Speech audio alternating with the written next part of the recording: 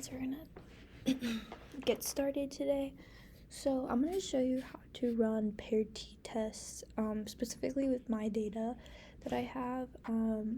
So if you guys are familiar, we ran backwards and forwards data with the same participants, therefore that is why it is paired, because even though technically they were not right after each other, they are containing the same participants, same channels.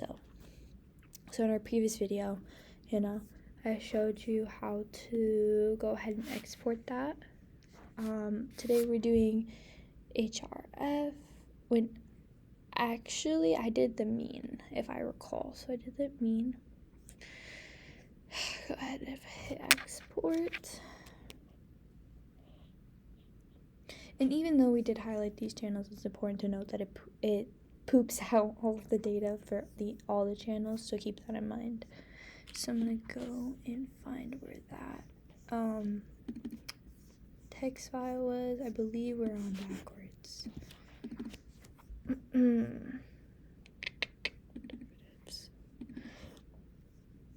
And here it is.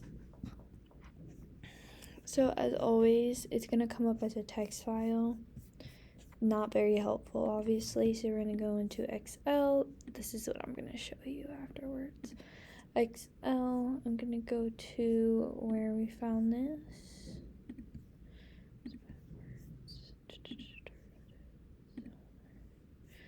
And then obviously we're gonna open this. So you wanna open it for both.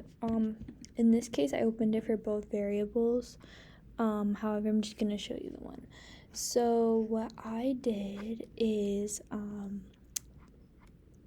I reformatted this so all the channels would go down one column and the mean would go down on the other column. And then I did it for forwards as well, and then I went through and picked out the specific channels for the specific cortex. So let me show you what that means. So we'll go down. So this is a cortex, this one's a cortex, and this is a cortex. Okay, so I do talk about it in my Army manual, which is what you should be looking at right here. So prefrontal cortex, premotor cortex, motor cortex, right? So this is for backwards, and then as you can see here, this is for forwards on the data. So I want an Excel sheet that has both.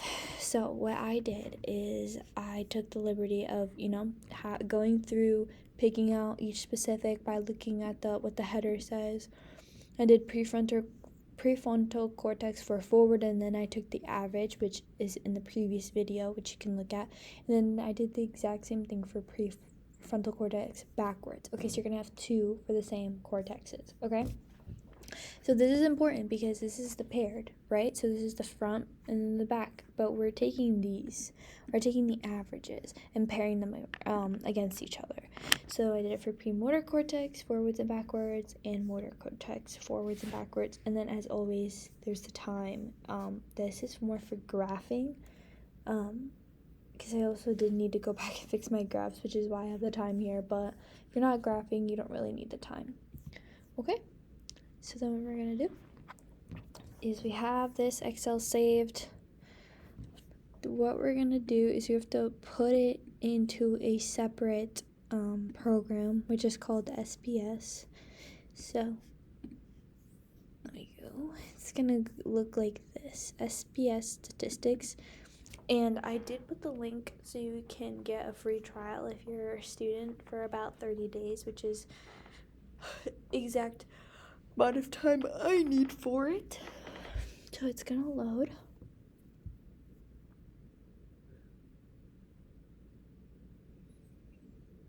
And again, we're gonna run a paired t-test for each cortex. So we'll do 3 in totals. You can also do for all of the HRF mean in total. I did that as well, but right now I'm just going to show you how to do it for cortex. So what you're going to do is you're going to go ahead and click this folder. You're going to open it up right here and press open. Then you're gonna press OK. I find it helpful to also keep open your Excel file just in case. So this is why I also label mine, because this is prefrontal cortex average, and then this is forward because there's an F right here, and then prefrontal cortex backwards average is here. Okay, so what we're gonna do is we want to run a t-test paired specifically. So we're gonna go to analyze, we're gonna go to, sorry, let me find it. We're going to go to means proportions, and we're going to hit paired samples t-test. So then we're going to pick what we want. So we wanted the prefrontal cortex average front, input it. Then we wanted the prefrontal cortex average backwards. Then we're going to put it as a second variable. You don't have a second pair right now. You're just going to do the first pair. And you're going to hit OK.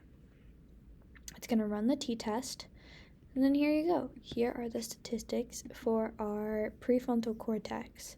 Okay, so our p-value, we're going to do two-sided, is 0.001, which, you know, is pretty significant in determining the difference. I would go ahead and check out any videos that help with statistics and what you believe your alpha value is, what your p-value is. You know, there's a lot of different things that we could be looking at, but specifically for us, this is what we're looking at, and it's significant on our side. And that's how you run a paired t-test on your statistical exported data.